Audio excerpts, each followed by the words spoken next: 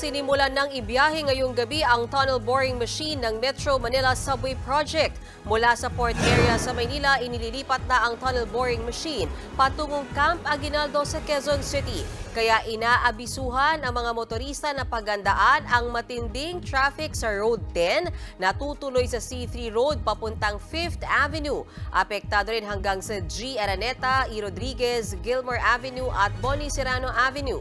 Posibleng abutin hanggang alas 4 ng madaling araw ang pagbiyahe sa dambuhalang makina.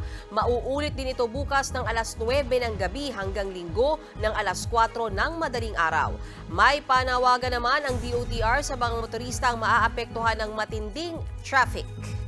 Hingi lang po kami ng cooperation po sa mga dumadaan po dun sa mga affected po na roads na dadaanan din po ng aming tunnel boring machine. Panandalian lang po itong abala, pero malaki po yung magiging tulong po nito para po sa atin sa future. Mga kapatid, Mean Los Baños po. Huwag magpahuli sa mga balita at impormasyong dapat ninyong malaman.